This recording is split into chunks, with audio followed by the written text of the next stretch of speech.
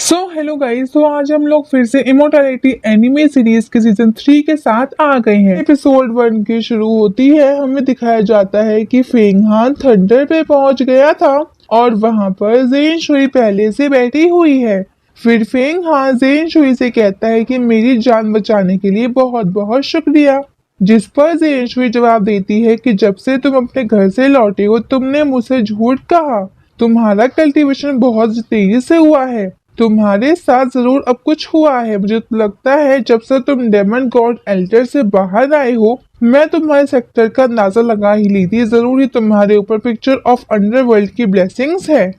ये सुनकर के फेंगा बहुत ज्यादा हैरान हो जाता है। तुम निश्चिंत रहो, अब मैं तुम्हारी जान की कोई परवाह नहीं करूंगी, क्योंकि जो भी मॉर्टल कल्टीवेटर होते हैं वो हर किसी का अपना एक इमोर्टैलिटी का एडवेंचर होता है। अगर तुम इंपीरियल पावर और ऑर्थोडॉक्सी पावर पे भी जाते हो पर फिर भी तुम्हें हुआ के साथ 10 साल का अग्रीमेंट नहीं करना चाहिए था, क्योंकि उसे हराना लगभग नामुमकिन है। क्योंकि हुआ के पास अपनी बहुत सारी पावर्स का अब वो अपना सोर्स है। एक बार वो गलती से मॉर्टल केव में अब वो घुस गया था, वहां उसे एशियन मॉर्टल गॉड के टायोसिल का एक पीस मिला था। उसने गॉड की पावरफुल मैजिकल पावर को प्रैक्टिस किया और उसके पास एशियन सीक्रेट पावर और हथियार है। यहाँ तक कि वो अब सीक्रेट रिलम ऑफ इमोर्टैलिटी में पहुंचने वाला है। और तुम कह रहे हो कि तुम उसे 10 साल में हराओगे? क्या बकवास है। ये सब बात सुनकर के फेंग हान कहता है कि मुझे अपनी सीनियर सिस्टर के बारे में पता है। वो जब से यहाँ आई है तब तक से वो परेशान ही है। उनको हमेशा परेशान किया गया है। मैं शुरू से ही जानता हूँ, इसीलिए मैं अपना सामान अपना कमाना चाहता हूँ। सीनियर सिस्टर अपने नॉलेज के दम पर थी, पर पावरफुल लोगों ने वो जो डिजर्व वहाँ पे करती थी उनको कभी नहीं मिलाने दिया। वो हर दिन जीतने के लिए संघर्ष वो करती रही हैं। और मैं ये बात अब जान चुका हूँ। मैं अपने सम्मान और पावर को पाने का रास्ते में मरना पसंद यहाँ पे करूंगा, लेकिन अब और चुप होकर नहीं रह सकता। इतना कह करके फेंग हान चुप हो जाता है। फेंग हान ये सब बातें जेन शुई के लिए कह रहा होता है, क्योंकि जेन शुई के साथ आज तक यही हुआ था। ये सुनकर जेन शुई कहती है कि स्पिरिचुअल प्रैक्टिस के रास्ते हेवन से होकर जाता है। हेवन और अर्थ का सरास्ट ऑफर होने वाला है। इमोर्टल तो डेमन्स के बीच युद्ध भी होने वाला है। लेकिन हर एक प्रॉब्लम में मौका भी होता है। लेकिन अगर तुम जीने के लिए मरने को तैयार रहोगे तो अपनी दुनिया बना पाओगे। ये सुनकर के फेंग हान कहता है कि 10 साल बाद मैं हुआ को जीवन और मृत्यु का अब मैं खेल दिखाऊंगा। उसके बाद जेन सुई कहती है कि सेक्ट में जल्दी ही annual mountain and river ranking होने वाली है। इस साल की माउंटेन एंड रिवर रैंकिंग और पिछले के सालों से अलग होने वाली है। इस बार जो विजेता होगा उसे यीन यांग पिल दिया जाएगा। अगर तुम जानते हो तो ये वही चीज है जिससे कि तुम बहुत जल्दी secret realm of supernatural power में ब्रेक थ्रू यहाँ पे तुम कर सकते हो। सैंसफोर्ड पहला स्टेप है। 10 साल के अग्रीमेंट के लिए अपनी पूरी पावर लगाकर उन सभी का मुंह बंद यहाँ पे तुम वो कर देना जो लोग तुम्हें अंडर एस्टिमेट यहाँ पे वो करते हैं। और जिस पर फेंग हान जवाब देता है कि मैं आपके एक्सपेक्टेशन खरा उतरूंगा। उसके बाद जेनशुई कहती है कि मैं फेरी वर्ल्ड में जा रही हूँ। गिरिया पीक पर ढेर सारे मैजिक पिल्स पड़े हुए हैं और उनका तुम्हारी जैसी मर्जी वैसे यूज करना। इतना कहने के बाद वहां से चली जाती है। और फिर सीन शिफ्ट होता है और हमें एक सेक्ट को बाहर से दिखाया जाता है जहां पर किसी की आवाज आ रही थी और वो कह रही थी कि डेमन बैटलफील्ड में इस बार अब कुछ अनएक्सपेक्टेड चीजें हुई है और बहुत सारे इनर डेसिपल को प्रमोशन मिला है। तो सेक्ट ने मुझसे कहा है कि मैं आप लोगों को 3 कल्टीवेशन के तरीके सिखाऊं। तब हम देखते हैं कि ढेर सारे स्टूडेंट एक हॉल में बैठकर ये सब सुन रहे होते हैं और मून की सिस्टर ये सब बोल रही होती है। वो बोलती है कि हेवन और अर्थ की पावर को लेने के लिए ब्रीदिंग टेक्निक का यूज करना होगा। अगर सीरियसली कोई इसका प्रैक्टिस करे तो उसको हेवन और अर्थ दोनों की ब्लेसिंग मिलती है और आपके सारे 6 सेंसेस ठीक रहते हैं और लोगों को अपने गोल की प्रैक्टिस क्लियर होनी चाहिए। तो उसमें कोई भी डिस्टरबेंस नहीं होनी चाहिए और हर किसी को हमेशा शांत रहना चाहिए। अगर किसी का हार्ट और माइंड शुद्ध हो तो वो अपनी डिजायर और प्रॉब्लम्स को कंट्रोल कर सकता है।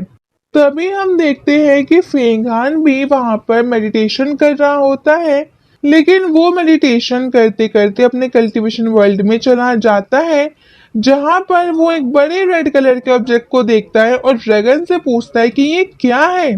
जिस पर ड्रैगन जवाब देता है कि ये मेरा सीक्रेट मैटर है, मैं तुम्हारे लिए 5 उड़ाने वाले पपेट हुआ चाहता हूँ जो कि एक दूसरे से मिलकर फाइनली शोरा बनेंगी, और फिर शोरा और फ्लाइंग स्वॉर्ड को मिलाकर एक डेमन स्वॉर्ड पपेट तुम्हारे लिए बनाऊंगा जो कि एक मैजिक स्वॉर्ड पपेट होगा, जिसके अंदर शोरा बोन की पावर भी होगी और वो अपने अपने एनिमीज को अपने स्वॉर्ड से मारने में कैपेबल होगा। बस तुम एक बार अपने ब्लड से ट्रिब्यूट दे दो, उसके बाद उसे मैं तुम्हारे सोल के साथ कनेक्ट यहाँ पे कर दूंगा। जिस पर फेंगहान कहता है कि ठीक है, अगर मेरे और साथी होंगे तो मुझे कल्टीवेशन करने में और जल्दी होगी। ये सुनकर के ड्रैगन कहता है कि तुम अभी पीसफुल कल्टीवेशन यहाँ पे कर रहे हो, एक रूम में दरवाजा बंद यहाँ पे करके। कल्टीवेशन नहीं होता, क्या हो अगर मैं तुम्हें अंडरग्राउंड वर्ल्ड में ले चलूं, ना कि केवल तुम वहां पर मॉन्स्टर्स को मारकर उनकी पावर को ऑब्जर्व यहाँ पे तुम वो करोगे, बल्कि तुम्हें वहां जेड स्टोन भी मिलेंगे जो कि तुम्हारी कल्टीवेशन को बढ़ाने में हेल्प यहाँ पे वो करेंगे। जिस पर फेंगहान पूछता है कि ये जेड स्टोन क्या होता है, और इस पर ड्रैगन जवाब देता है कि ये जेड स्टोन एशियन वॉर से आए हैं। हर विद्वांस के बाद उसके ऑरा इन स्टोन के साथ जुड़ता जाता है और हमेशा समय समय पर और ज्यादा स्ट्रॉन्ग होता रहता है। ये केवल मैजिक वेपन को ही रिफाइन नहीं करता है, बल्कि ये स्पिरिचुअल प्रैक्टिस में भी मदद यहाँ पे करता है। जिस पर मेनू कहता है कि ठीक है, हम लोग अंडरग्राउंड यहाँ पे चलेंगे। उसके बाद वो अपने कल्टीवेशन वर्ल्ड से बाहर आ जाता है। उसके बाद मून की सिस्टर कहती है कि जो लोग भी अपने बिहेवियर को डिस्कार्ड करते हैं उन्हें प्रिंसिपल्स को मनाना ही पड़ता है। उसके बाद हमें सेक्ट के बाहर का सीन दिखाया जाता है। यहाँ पर आवाज आती है कि सभी लोग टीचर को ग्रीट करते हैं और क्लास से बाहर आने लगते हैं। अब क्लास से बाहर जाते हुए सभी स्टूडेंट अपने आगे के प्लान्स के बारे में बात कर रहे थे। तभी हमें फेंगहान को दिखाया जाता है जो कि कहता है कि इनर सेक्ट थोड़ा अलग है। ऐसा लगता है कि मुझे और ज्यादा मेहनत यहाँ पे करनी होगी। हेवन और अर्थ जुड़े हुए हैं और बहुत ही ज्यादा मिस्टीरियस। मुझे इन सभी चीजों को एक्चुअल कॉम्बैट में यूज करना होगा। जब मैं और ज्यादा मैं ट्रेनिंग यहाँ पे कर लूंगा। यहाँ पर भी पाने के लिए बहुत सारी चीजें हैं। तभी हम देखते हैं कि किन्वी अपने सीनियर ब्रदर थीफ के साथ आती है। अब थीफ कहता है कि क्या तुम्हें फेंगहान हो, जिस पर फेंगहान जवाब देता है तुम कौन हो। जिस पर यहाँ पे किन्वी आगे आते हुए जवाब देती है कि सीनियर ब्रदर थीफ जिन्होंने in mountains and river ranking में 3rd पोजीशन को हासिल की थी, तुम तो इन्हें जानते भी नहीं। जिस पर थीफ कहता है कि लगता है तुम बहुत भुलक्कड़ हो। बैटलफील्ड में जब सीनियर हुआ ने तुम्हारा गॉड ले लिया तभी मैं वहां पे था। तुम्हें तो तब मारा गया जब तक तुम जमीन पर नहीं गिर गए। ये तो मैं कभी नहीं भूल सकता। तभी फेंगहान को याद आता है कि ये वही है जो कि वहां पर बैटलफील्ड में कहना होता है कि ये बहुत ही दुष्ट है, इसके साथ ऐसा ही होना चाहिए। जब फेंगहान की ये बात याद आती है तो वो गुस्से से अपनी मुट्ठी कस लेता है। फिर थीफ कहता है कि तुमने बताया नहीं कि तुम मेरे सिस्टर के फियांसे हो। तुम वही हो जिसे मैंने जब भी देखा था वो हमेशा बीमार खाता रहता था, और अगर मैं आगे से तुम्हें अपनी सिस्टर के साथ देखूंगा तो तुम्हें वहीं पर मारूंगा। तो तुम बताओ तुम मेरा क्या उखाड़ लोगे, तुम मेरा क्या ही यहाँ पे बिगाड़ लोगे कि तुम चाहते हो मैं कुछ यहाँ पे तुम्हें करके दिखाऊं। रुक जाओ अब बस कुछ महीने, जब इनर सेक्ट का माउंटेन एंड रिवर लीज दोबारा से जारी होगा तो तुम्हें पता चल जाएगा। अभी तुम्हारी रैंक 3 है ना, मैं लिस्ट में तुम्हारा नंबर जरूर देखूंगा। इतना कह करके फेंगहान वहां से जाने लगता है। तभी यहाँ पे किन्वी गुस्से से फेंगहान से कुछ कहने वाली होती है। तभी थीफ कहता है कि गुस्सा मत करो, अगर उसके अंदर सचमुच माउंटेन एंड रिवर लिस्ट में आने की पावर होगी तो मैं उसे definitely life and death game के लिए इनवाइट यहाँ पे करूंगा। 10 साल तक इंतजार करने की जरूरत ही नहीं होगी। फिर किन्वी कहती है कि थैंक यू सीनियर ब्रदर, अभी मेरे साथ फैमिली ने जो किया है उसके बाद आपकी हेल्प के लिए थैंक यू। जिस पर थीफ कहता है कि मुझे ऐसा लग रहा है कि तुम्हारे पास कोई भी मैजिक वेपन नहीं है। मैं अभी जा रहा हूँ और तुम्हारे लिए कुछ मैजिक वेपन लेकर आता हूँ। इतना कहने के बाद अब किन्वी से थैंक यू कहती है और वहां से चली जाती है। उसके बाद थीफ अपने 2 सर्वेंट्स को बुलाता है और उनसे कहता है कि तुम लोग जाओ और फेंगहान पर हमेशा नजर रखो, वो दिन भर क्या यहाँ पे करता है, कहाँ प्रैक्टिस करता है, और अगर तुम्हें कुछ भी अगर वहां पे तुम्हें गलत दिखाई दे तो मुझे तुरंत इन्फॉर्म यहाँ पे तुम करो। उसके बाद ही वो उन दोनों को पिल्स देता है और उनसे कहता है कि मैं अभी माउंटेन पर जा रहा हूँ और तुम्हारे लिए भी अब कुछ मैजिकल वेपन लेकर आऊंगा। उसके बाद वो दोनों वहां से चले जाते हैं और फिर सीन शिफ्ट होता है और हमें देखते हैं कि फेंग हान एक बर्ड के ऊपर बैठकर माउंटेन की तरफ जा रहा होता है। फिर कुछ दूर जाकर वो बर्ड फेंग हान को वो उतार देती है और फेंग हान से कहती है कि मुझे यहाँ से अब डर लग रहा है, मैं जा रही हूँ। उसके बाद फेंग हान कहता है कि संभाल के वापस चले जाओ, जिस पर वो बर्ड वापस जाते जाते कहती है कि अंडरग्राउंड वर्ल्ड की मेन बैटल ग्राउंड से सैकड़ों गुना ज्यादा खतरनाक है। फिर हम देखते हैं कि फेंग हान एक घाटी के पास आया होता है और वो घाटी से कहकर अंदर जाने लगता है और वो घाटी से खाई के अंदर जाने लगता है। फिर हमें गुफा दिखाया जाता है जहाँ पर फेंग हान धीरे धीरे आगे बढ़ रहा होता है। तभी वहां पर ड्रैगन आता है और कहता है कि हजारों सालों से ये जगह इसी तरह अंधेरे वाली है। और उसके बाद वो दोनों साथ आगे बढ़ने लगते हैं और आगे जाते हुए ड्रैगन फेंग हान से कहते हैं कि yellow spring river underground world सही आती है, यहाँ पर जिंदा रहना बहुत ही मुश्किल है। तभी हम देखते हैं कि फेंग हान के सामने एक अंडरग्राउंड वर्ल्ड में जाने का दरवाजा आ जाता है और वो दोनों दरवाजे से अंदर चले जाते हैं और कुछ दूर आगे जाने पर वो लोग देखते हैं कि वहां पर ढेर सारे वुल्फ आ गए हैं और वो वुल्फ इन दोनों पर हमला कर देते हैं। लेकिन तुरंत फेंग हान अपना पपेट बाहर निकाल देता है जिससे वो पपेट एक वुल्फ को मार देता है। तभी हम देखते हैं कि ड्रैगन वुल्फ कैंप स्टार पर लगे रिफाइनिंग ब्लड को निकालने लगता है और कहता है कि ये ब्लड बहुत ही ज्यादा स्ट्रांग है, इस वुल्फ के मुकाबले इसके पास जो ब्लड है वो बहुत ज्यादा स्ट्रांग है। और फेंग हान से कहता है कि इनके सर पर लगा ब्लड क्रिस्टल बहुत ही ज्यादा अच्छा है, ये बहुत ही शानदार रिफाइनिंग एलिक्सर है। उसके बाद ड्रैगन कहता है कि इन्हें सभी का ब्लड क्रिस्टल कलेक्ट करो और उसे लेकर कल्टीवेशन वर्ल्ड में आ जाओ, मैं तुम्हें एक वेपन दूंगा। उसके बाद हम देखते हैं कि पपेट और वुल्फ के बीच में लड़ाई स्टार्ट हो गई थी। पपेट वहां पे कई सारे बॉल को एक साथ हरा रहा होता है। रोमियम सेक का सीन दिखाया जाता है जहां पर थीव इधर उधर टहल रहा होता है। वो अपने छोटे भाई से कहता है कि यहाँ पे तुम्हें बहुत समय से नहीं देखा, जिस पर यान कहता है कि अंदाजा ठीक से लगाइए 1 साल हो चुके हैं। जिस पर थीव कहता है तो तुम इतना धीरे धीरे क्यों आ रहे हो, तुम तो यहाँ पे अब पिछले साल से ज्यादा कमजोर लग रहे हो, तुम्हें अपने सीनियर ब्रदर से एडवाइस लेनी चाहिए। जिस पर यान कहता है कि मैं भी कोई बच्चा नहीं हूँ, मैंने सुना है कि यहाँ पे बहुत सारे टैलेंटेड बच्चे हमारे सेक्ट में आए हैं और मैं फेंग हान के बारे में भी सुना है और उसने जो किया उसके बारे में भी। जब सब लोग पूरी कंट्री को इनवाइट करने की तैयारी कर रहे थे तब वो अपनी सिटी में शांति से बैठे रहे, इसका मतलब कुछ ना वो गड़बड़ है। अगर तुम उसके साथ खेलना चाहती हो, मुझे डर है कि इतना आसान नहीं है। जिस पर थीव जवाब देता है कि अगर वो मेरी बात सुनता है तो कोई बात नहीं, तो मैंने ऐसा अरेंजमेंट लगाया है कि रिवर और माउंटेन लिस्ट के समय बहुत ज्यादा कैजुअलिटी होगी। जिस पर यान कहता है कि लगता है तुम नहीं सुधरे हो, आउटर डेसिबल को परेशान करना अपनी खरूस बहन की हरकतों को सपोर्ट करना है। मुझे ये नहीं समझ में आ रहा है कि एक इमॉर्टल सेक्ट का डेसिबल इतना दुष्ट कैसे हो सकता है। जिस पर थीव हंसते हुए कहता है कि तुम्हें जरा बकवास करने की जरूरत नहीं है, सेक्ट के रिसोर्सेज लिमिटेड हैं, वो केवल उन्हीं के लिए हैं जो उसके लिए बने हैं। मैं और तुम एक ही साथ हैं और ये सभी के लिए अच्छा है। मैंने सबकी टेंशन को दूर कर दिया है, लेकिन मुझे लग रहा है कि मेरे छोटे भाई को उसकी ज्यादा टेंशन है। जिस पर यान कहता है कि मैं अपने जी बिंग ब्रदर को जानता हूँ, वो अपनी पावर से लोगों के ऊपर कंट्रोल करता है, ना कि लोगों के ऊपर प्लॉट बिछाकर उन्हें चीट करके। जिस पर थीव कहता है कि छोटे भाई क्या तुम मेरा लास्ट ईयर का रैंकिंग भूल गए हो, ऐसा लगता है कि मेरा छोटा भाई पावर का मतलब भूल गया है। तो चलो मेरे साथ यहाँ पे चलो, मैं तुम्हें कुछ एडवाइस दूंगा। जिस पर यान कहता है कि हम दोनों का मकसद एक ही है लेकिन रास्ते अलग अलग हैं। मैं आपको माउंटेन एंड रिवर लिस्ट में फिर से देखता हूँ, तो अच्छा मैं अब यहाँ से चलता हूँ। इतना कहकर यान वहां से चला जाता है। फिर सीन शिफ्ट होता है और हमें फेंग हान का स्पिरिचुअल वर्ल्ड दिखाया जाता है जहाँ पर ड्रैगन एक कॉस्ट्यूम के साथ अब कुछ मैजिक कर रहा होता है।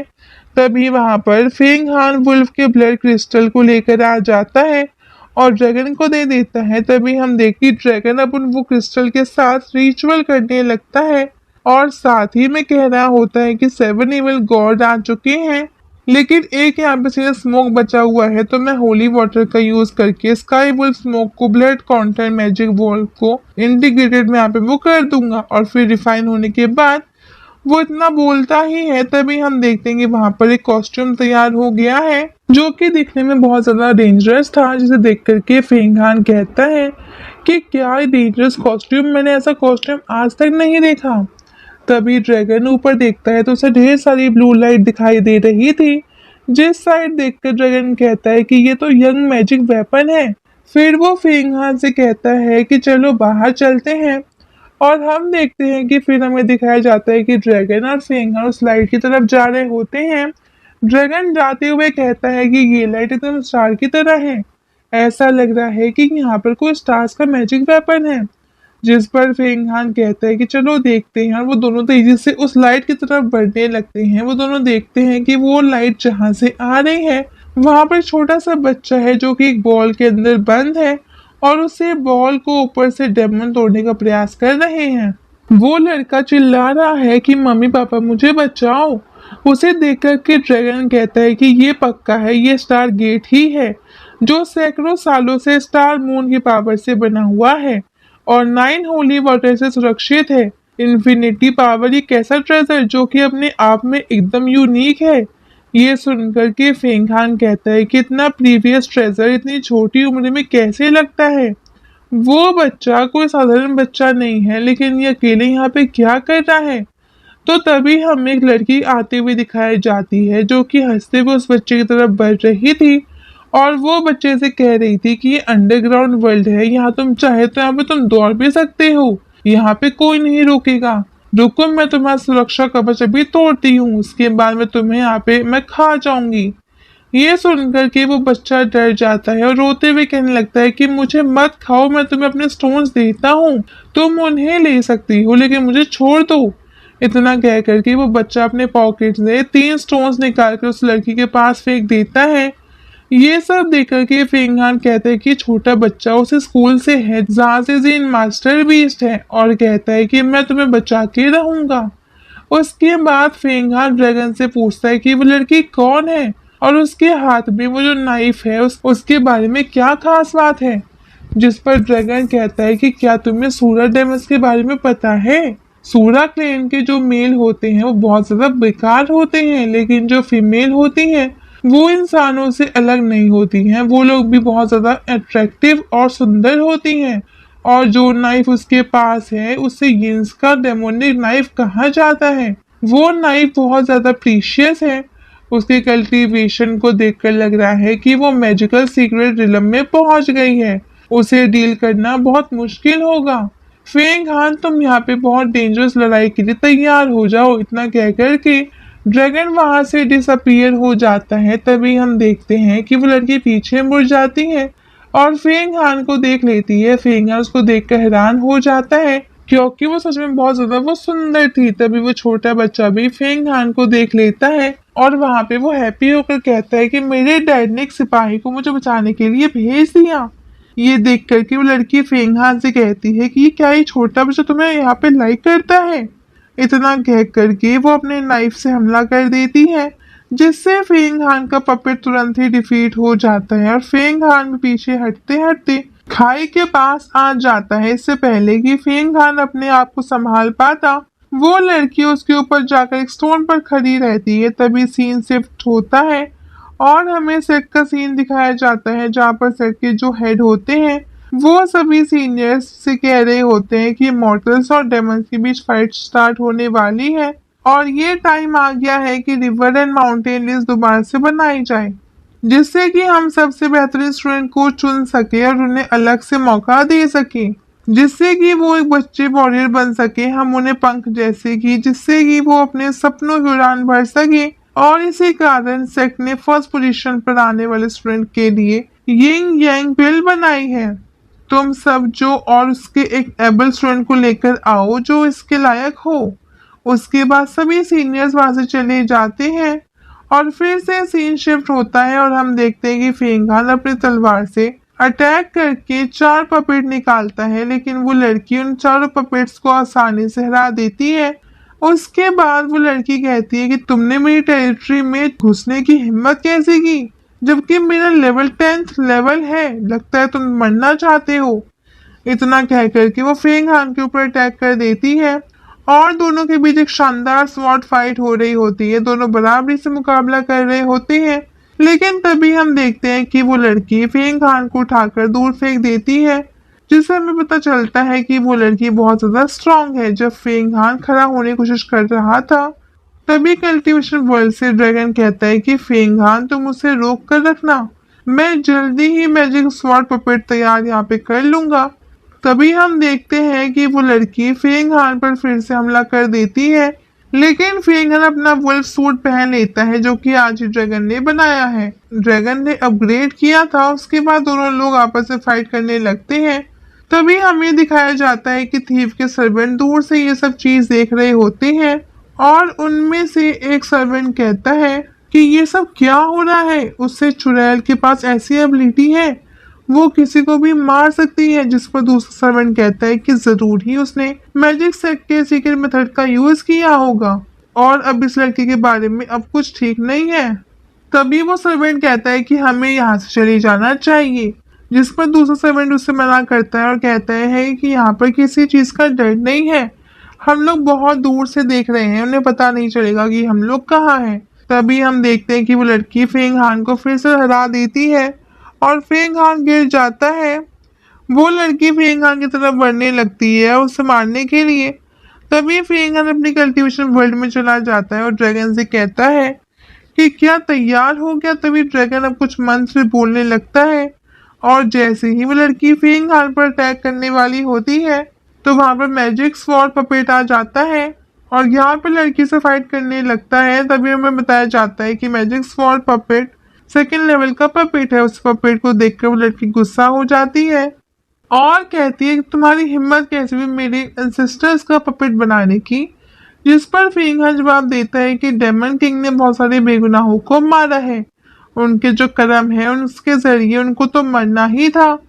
तभी हम देखते हैं कि फेंग हान और पपेट दोनों तरफ से उस लड़की के ऊपर हमला करने जाने लगते हैं, लेकिन वो लड़की बहुत ही स्किल से फेंग हान के ऊपर एक वॉर कर देती है, जिससे कि फेंग हान दूर जाके गिरता है और पपेट का जो वीक पॉइंट होता है उसी वीक पॉइंट पर हमला करके उसको एक जगह पे रोक देती है और उसकी पावर भी काम करने लगती है। ये सब थीव के सर्वेंट भी देख रहे होते हैं। उनमें से एक सर्वेंट कहता है कि ये फेंग हान दिखता तो कमजोर है, लेकिन इसके पास डेमोनिक शक्तियां हैं और ये डेमोनिक पपेट को भी रखता है। हमें ये बात जाकर तुरंत अपने मास्टर को बताना चाहिए, या फिर हम ये देखें कि वो विच उसको कैसे मारती है। उसके मरने के बाद हम लोग उसकी बॉडी लेकर के मास्टर के पास जाएंगे और हम लोग कहेंगे कि उसे हम लोगों ने मार दिया। तभी दूसरा सर्वेंट से चुप करा देता है। तभी हम देखते हैं कि उसे लड़की का मैजिकल नाइफ फेंग हान के पीछे आने लगता है और फेंग हान उससे बच के भागने लगता है और हम तभी देखते हैं कि ड्रैगन अब कुछ कर रहा होता है, लेकिन फेंग हान अभी भी उस बचने का प्रयास कर रहा था। तभी ड्रैगन अपना काम पूरा कर देता है और फेंग हान तुरंत एक जगह पर जाके खड़ा होकर उस नाइफ के ऊपर अटैक कर देता है, जिससे एक जगह पर रुक जाती है। जिसको देख करके वो लड़की कहती है कि सीक्रेट रिलम पावर। फिर देखते हैं कि फेंग हान ने अपनी पावर से उस तलवार को पूरी तरीके से जकड़ लिया था और जो डेमंस अभी तक उसे छोटे बच्चों के सिक्योरिटी बाल को तोड़ने का प्रयास कर रहे थे, वो अब फेंग हान की तरफ बढ़ने लगते हैं। फिर ड्रैगन फेंग हान को बताता है कि उसे तलवार के ऊपर का स्पिरिचुअल मार्क मिट चुका है, अब तुम उस नाइफ को होल्ड कर सकते हो। उसके बाद तुरंत फेंग हान उस नाइफ को अपने हाथ में ले लेता है और ऐसे करते ही उस लड़की के मुंह से खून निकलने लगता है और उसने जो पपेट को रोक के रखा था वो भी छूट जाता है और पपेट उसके ऊपर हमला कर देता है। वो इतना कमजोर हो जाने के बावजूद भी वो लड़की पपेट की हर एक अटैक से बच रही थी और उसके मल्टीपल स्वॉर्ड अटैक से बहुत अच्छे से अपने आप को प्रोटेक्ट करती है। उसके बाद पपेट और फेंग हान दोनों एक साथ उसके ऊपर हमला करते हैं। उससे पहले उसके ऊपर हमला हो वो अपनी पावर से दोनों को दूर फेंक देती है, लेकिन अब उसकी पावर कम होने के कारण कोई बहुत दूर नहीं गया था। दोनों लोग वापस से उस लड़की को पर हमला कर देते हैं। फिर से वो लड़की उस पपेट को पत्थर से टकरा देती है उसके बाद फेंगान और उस लड़की के बीच में बहुत शानदार फाइट होने लगती है, लेकिन पपेट फिर से उस लड़की के ऊपर मल्टीपल स्वॉर्ड से हमला कर देता है। तभी बीच में दो डेमन्स भी आ जाती हैं, जिन्हें फेंगान तुरंत मार देता है। उसके बाद उस लड़की पर हमला कर देता है और उसे दूर फेंक देता है। वो लड़की बहुत ज्यादा कमजोर हो गई होती है। पपेट और फेंगान उसके ऊपर एक आखिरी अटैक करने जा रहे होते हैं, जिसमें पपेट उस लड़की को अपने पावर से एक जगह पकड़ लेता है और फेंगान बहुत ही खतरनाक अटैक उसके ऊपर करने जा रहा होता है। तभी वो जो दो डिमन बच्चे होते हैं वो उसे बचाने के लिए उसकी तरफ जाने वाले होते हैं, लेकिन तभी छोटा बच्चा कहता है कि तुम लोग मेरे पास से भागना चाहते हो, रुको मैं तुम्हें बताता हूँ। इसके बाद वो तुरंत अपने गले में पहने वेपन को निकाल लेता है, जो कि अभी तक सिक्योरिटी सेल बना हुआ था, और उसने उन दोनों डिमन के ऊपर फेंक देता है। दोनों डिमन तुरंत ही मर जाते हैं। उसके बाद फेंगान उस लड़की के ऊपर आखिरी अटैक कर देता है और वो लड़की दूर जाके गिर जाती है। इससे पहले कि वो फिर से उठकर खड़ी हो, दोनों लोग उसके पास जाकर खड़े हो जाते हैं और फेंगान उसके ऊपर तलवार तान लेता है उसे मारने के लिए। फेंगान उस लड़की को मारने वाला होता है, तभी ड्रैगन उसे रोक देता है और कहता है कि रुको, अभी उसे मत मारो, तुम उसका अपने लिए यूज कर सकते हो। कब यूज करना है ये मैं तुम्हें फ्यूचर में बताऊंगा। उसके बाद फेंगान उसे नहीं मारता है, बल्कि उसे अपने कल्टीवेशन वर्ल्ड में भेज देता है और कहता है कि अभी तो ये बात शुरुआत है, लगता है सीक्रेट रिलम बहुत ज्यादा डरावना है। उसके बाद हमें उस छोटे बच्चे को दिखाया जाता है जो कि फेंगान के पास आ रहा होता है। फेंगान एक जगह पत्थर पर बैठा होता है और ड्रैगन उसे बता रहा होता है कि छोटे बच्चों को ब्रेसलेट तुम्हारे कल्टीवेशन को स्पीड अप करके यामा गोल्डन बॉडी दे सकता है और तुम्हारी हड्डियां स्टार आर्मर में चेंज हो जाएंगे। जिस पर फेंगान कहता है कि पर वो मेरा नहीं है, मैं उस छोटे बच्चों से ब्रेसलेट कैसे ले सकता हूँ। तभी हम देखते हैं कि वो छोटा बच्चा चुपके फेंगान को मैजिक पिल्स खाते हुए देख रहा था। उसके बाद वो निकलकर फेंगान के पास जाने लगता है। फेंगान उससे पूछता है कि तुम्हारा क्या नाम है, जिस पर वो बच्चा कहता है कि मेरा नाम नेबुला है। उसके बाद फेंगान उसे एक मैजिक पिल दे देता है, जो कि उस बच्चों को बहुत अच्छा लगता है और वो कहता है कि जब मैंने चोरी से वाइन पी रही थी यह उससे भी ज्यादा अच्छी है, मैं जल्दी से अपना खाना खा लेता हूँ, नहीं तो मेरी मॉम गुस्सा हो जाएंगी। तो उसके बाद वो बच्चा अपने पॉकेट से 3 पिल्स निकालता है, जिसे देख करके ड्रैगन कहता है कि ये तो जेड ग्रीन पिल है, ये बिलो बॉन से अच्छा एलिक्सर है और ये बच्चा उसे खा रहा है, जरूर ये कोई असाधारण सा बच्चा है। इसके बाद फेंगान बच्चे से कहता है कि तुम्हारा नाम नेबुला है, क्या तुम मेरी पिल्स लेना चाहोगे। इस बच्चा तैयार हो जाता है, लेकिन फेंगान कहता है कि लेकिन इसको लेने के लिए तुम्हें मुझे बताना होगा कि तुम्हारे पिता कौन है। जिस पर वो बच्चा कहता है कि लगता है तुम्हें मेरे पिता ने ही भेजा है, सच कहूँ तो मुझे मेरे पिताजी का नाम नहीं पता, लेकिन सभी लोग उन्हें स्टार लॉर्ड कहकर बुलाते हैं और अब तुम मुझे परेशान मत करो, नहीं तो मैं कुछ बड़ा कर दूंगा जिससे कि तुम्हें परेशानी होगी। तो इस पर फेंगान बोलता है कि अच्छा ले लो, और वो सारे पिल्स बच्चों को दे देता है। वो पिल लेकर बच्चा उसे अपनी जेब में रख लेता है और कहता है कि मैं इसे बाद में खाऊंगा। उसके बाद ड्रैगन कहता है कि स्टार लॉर्ड ये तो जिंक सेट का टाइटल लगता है, एक ऐसा व्यक्ति जिसने मोर्टालिटी के लिए 3000 साल तक कल्टीवेशन किया। जिस पर फेंगान कहता है कि ठीक है। उसके बाद वो बच्चे से कहता है कि तुम्हारा ब्रेसलेट बहुत अच्छा है, क्या तुम मुझे उसे दिखा सकते हो। जिस पर वो बच्चा राजी हो जाता है और ब्रेसलेट फेंगान को दे देता है। ब्रेसलेट लेकर फेंगान कहता है कि क्या तुम्हें डर नहीं लग रहा है कि मैं तुम्हारा ब्रेसलेट ले लूंगा। जिस पर बच्चा कहता है कि तुम एक अच्छे पर्सन हो, तुम मेरा ब्रेसलेट नहीं लोगे। उसके बाद ड्रैगन कहता है कि इतना शानदार ट्रेजर तुम अपने हाथ में ले सकते हो, लेकिन यूज नहीं तुम कर सकते, तुम्हारी तो यहाँ पे किस्मत ही खराब है। उसके बाद फेंगान उस ब्रेसलेट को अच्छे से देखने लगता है। उसके बाद फेंगान उस बच्चों से कहता है कि मुझे मेरे कल्टीवेशन के लिए तुम्हारे ब्रेसलेट की जरूरत है। जिस पर बच्चा कहता है कि इसे ले लो और यूज करो, लेकिन ये तुम्हें हमेशा के लिए नहीं दे सकता मैं, नहीं तो मेरी मम्मी मुझे मारेंगी। जिस पर फेंगान हंसते हुए कहता है कि जब तक मैं अपना कल्टीवेशन नहीं कर लेता हम लोग यहीं पे रहेंगे, उसके बाद हम तुम्हारे घर चलेंगे। जिस पर वो बच्चा कहता है कि मुझे अपने घर नहीं जाना है, मुझे स्कूल जाना अच्छा नहीं लगता, मैं अपने डैड के लिए कुछ बड़ा करना चाहता हूँ, मैं उन्हें बताना चाहता हूँ कि मैं अब बच्चा नहीं हूँ, मैं उनकी मदद कर सकता हूँ। उसके बाद बच्चा फेंगहान से पूछता है कि तुम्हारा क्या नाम है, जिस पर फेंगहान बताता है कि मेरा नाम फेंगहान है। उसके बाद बच्चा फेंगहान से कहता है क्योंकि तुमने मुझे बहुत ही डिलीशियस चीज खाने के लिए दी, इसलिए मैं तुमको एक सीक्रेट बताता हूँ। वहां पर ढेर सारे स्टोन हैं, तो मेरे साथ चलो, हम लोग वहां पर चलेंगे।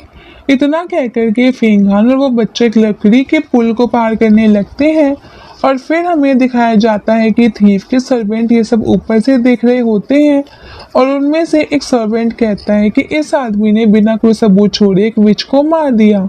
इस पर दूसरा सर्वेंट कहता है कि इसकी एबिलिटी तो हमारे मास्टर से भी ज्यादा है।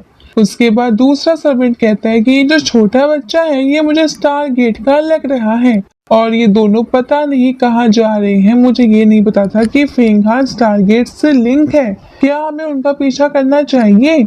जिस पर दूसरा सर्वेंट कहता है कि बिना अपना काम किए हम नहीं जा सकते हैं, चलो चलते हैं, उनका पीछा करते हैं। उसके बाद हमें कल्टीवेशन वर्ल्ड दिखाया जाता है जहाँ पर ड्रैगन ने उस लड़की को बांध के रखा हुआ होता है। तो तभी हमें वहां पर एक रेड लाइट जैसी कोई चीज उड़ती हुई दिखाई जाती है जिसे ड्रैगन भी देखने लगता है और कहता है कि ये दोबारा कहाँ से आ गया। ड्रैगन उसे वहां पे वो खत्म करने का प्रयास भी करता है लेकिन वो वहां पे उसे खत्म नहीं होता। उसके बाद ड्रैगन अपने रियल फॉर्म में आकर उस लाइट का पीछा करने लगता है लेकिन बहुत प्रयास के बाद भी वो उस लाइट को नहीं पकड़ पाता और अंत में वो लाइट उस लड़की के अंदर चली जाती है। उस लाइट के अंदर जाते ही लड़की के दिमाग में हलचल होने लगती है। अब उसे कुछ पुरानी बातें याद आने लगती है और उससे होश आ जाता है और वो देखती है कि उसे एक अजीब सी जगह में बांध के रखा गया है। उसके बाद वो ड्रैगन से पूछता है कि ये कौन सी जगह है, जिस पर ड्रैगन कहता है कि ये होली येलो रिवर है और ये बताओ कि तुम कौन हो। जिस पर वो लड़की कहती है कि इम्पॉसिबल, ये अंडरग्राउंड होली रिवर मेरे क्लेन का हिस्सा है, ये मेरे एम्पायर द्वारा हजारों सालों पहले रिफाइन की गई थी और उसे ढूंढना बहुत ही मुश्किल है। जिस पर ड्रैगन कहता है कि बकवास कम करो और बताओ तुम कौन हो। जिस पर वो लड़की जवाब देती है कि मैं डेमन किंगडम की मैजेस्टिक डेमोन्स्ट्रेट हूँ, तुम केवल एक छोटे से ड्रैगन हो, मुझे छोड़ दो, नहीं तो मैं बुला लूंगी। जिस पर ड्रैगन अपने ह्यूमन फॉर्म में आकर कहता है कि किसको बुला लोगी और ड्रैगन के इस फॉर्म को देख करके वो लड़की हैरान हो जाती है और कहती है कि तुम कोई नॉर्मल ड्रैगन नहीं हो, कौन हो तुम बताओ। तो जिस पर ड्रैगन कहता है कि ठीक है बताता हूँ और वो कहता है कि मैं येलो स्प्रिंग होली रिवर का वेन ड्रैगन हूँ, तुम अभी फ्लोटिंग ड्रैगन और अंडरवर्ल्ड के पिक्चर में हो। जिस पर वो लड़की कहती है कि मैं तुम्हारे सरेंडर नहीं कर सकती, येलो स्प्रिंग रिवर के ड्रैगन तुम मेरे बड़े डेमन गॉड के सामने कुछ भी नहीं हो, मरते दम तक तुम्हें इमोर्टैलिटी नया मिल पाए, तुम बहुत ही कमजोर हो, ये कैसे हो सकता है कि एक ड्रैगन होली स्प्रिंग रिवर का वेन हो। ये सुनकर के ड्रैगन नीचे उतर कर कहता है कि जीवन में उतार चढ़ाव तो आता रहता है, तो कभी हम स्ट्रांग होते हैं तो कभी कमजोर, तुम तो अभी एक छोटी सी डिमन हो, तुम्हें क्या पता इन सब चीजों का, और मैं स्ट्रगल करूंगा जबकि मेरी पावर पहले के मुकाबले ना के बराबर है जितना वो पहले थी, और रही तुम्हारी बात तो तुम यहाँ से कभी नहीं जा सकती। इस पर लड़की कहती है कि वो लड़का जिससे मैं लड़ाई कर रही थी वो कौन था। इस पर ड्रैगन कहता है कि वो एम्पायर हुआंग क्वीन का डेसिडेंट है, डेमन एम्पायर का आने वाला सम्राट। जिस पर वो लड़की हंसते में कहती है कि डेमन एम्पायर वो भी ह्यूमन बॉडी के साथ, ये बहुत ही बेकार है।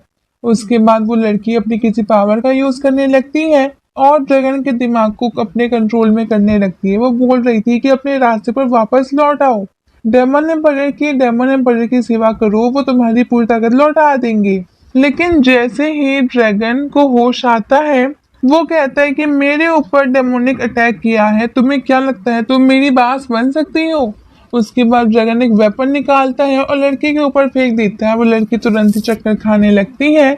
उसके बाद वो ड्रैगन से कहती है कि तुमने मेरे साथ क्या किया। जिस पर ड्रैगन कहता है कि ये एक फॉरगेटिंग चार्म है जो कि होली वाटर से बना हुआ है, तुम केवल एक जॉम्बी बनकर रह जाओगी, तुम्हारी सारी स्पिरिचुअल प्रैक्टिस खत्म हो जाएगी। उसके बाद ड्रैगन उसे चेन से आजाद कर देता है और कहता है कि अगर तुम फेंग हान की हेल्प यहाँ पे करो तो तुम यहाँ कुछ ना कुछ तो यहाँ पे तुम कर ही सकती हो। समय आ गया है फेंग हान की नौकर बनने का। अगर तुम ठीक से बिहेव करोगे तो तुम्हारा फ्यूचर लिमिटलेस होगा।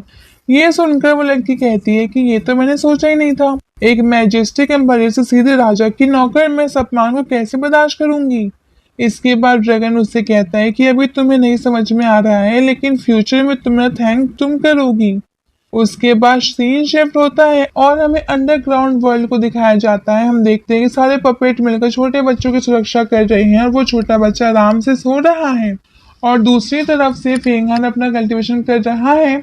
उसके बाद ड्रैगन उसे कहता है कि मैंने धर्मा स्क्रिप्चर और जेट स्टोन से येलो स्प्रिंग रिवर के पानी को गर्म किया है। तुम्हें ऐसा लगेगा कि तुम्हारी हड्डियां कोई खा रहा है और तुम्हारी रीढ़ की हड्डी जल रही है। और हम देखते हैं कि फेंग हान अपने कल्टीवेशन वर्ल्ड में गर्म पानी के टब में बैठा हुआ है। ड्रैगन आगे कहता है कि लेकिन सुपर नेचुरल पावर्स को अचीव करने के बाद इसके बेनिफिट्स और इम्पॉसिबल होंगे। तुम्हें समझ में आ रहा है ना। और हम देखते हैं कि फेंग हान मंत्र पढ़ना चालू कर देता है और ड्रैगन आग को और ज्यादा बढ़ा देता है, जिससे कि फेंग हान को बहुत ज्यादा दर्द हो रहा होता है और वो सारे दर्द को सहन कर रहा होता है। जिस पर ड्रैगन भी कहता है कि तुम्हें अपने मांसपेशियों के अलग होने पर हड्डियों के टूटने का सहन ना होगा, नहीं तो तुम 10 ईयर का एग्रीमेंट जीत नहीं पाओगे। हमें उससे बदला लेना ही है। उसके बाद ड्रैगन उस मैजिकल ब्रेसलेट को यूज करता है, जिससे कि उसे पूरे टब और आग के ऊपर सिक्योरिटी शील्ड बन जाता है। उसके बाद ड्रैगन आगे कहता है कि तुम अभी ये मैजिक वेपन को फिजिकल स्टेट में करोड़ों में केवल एक बार चांस मिलता है। ऐसा कल्टीवेशन करने को तुम्हारे लिए नेबुला एक फरिश्ता बनकर आया है। सन, मून और 5 स्टार की पावर तुम्हारे बॉडी के बोन के स्ट्रक्चर को एम्पलीफाई करने में हेल्प करेगा, जो कि तुम्हें तुम्हारे लेवल ब्रेक करने में हेल्प करेंगे। और हम देखते हैं कि फेंग हान बहुत ही मुश्किल से मंत्र पढ़ पा रहा होता है, लेकिन वो मंत्र को पूरा पढ़ लेता है। और हम देखते हैं कि मैजिकल ब्रेसलेट अपना काम करने लगती है और फेंग हान की पावर को अप करने लगती है। और फिर हम देखते हैं कि जैसे ही फेंग हान अपना कल्टीवेशन पूरा करता है, उसके आसपास की सारी पावर्स उसके अंदर आने लगती है और आसपास की सारी जगह हिलने लगती है, जिससे कि छोटा बच्चा भी नींद से जग जाता है। तो तभी हम देखते हैं कि एक बहुत ही ज्यादा भयंकर पावर ब्लास्ट होता है और पत्थर टूटकर गिरने लगते हैं। तभी वहां पे अब वो पपेट बच्चों को बचा लेता है और सभी लोग फेंग हान की तरफ देखते हैं, जो कि हवा में ऊपर की ओर जा रहा होता है। और हम देखते हैं कि फेंग हान को सीक्रेट स्वर्ड मैजिकल पावर्स मिल जाते हैं और वो अपना कल्टीवेशन का प्रोसेस पूरा करता है। उसे ये सब करते हुए थीव के सर्वेंट छुप कर देख रहे होते हैं।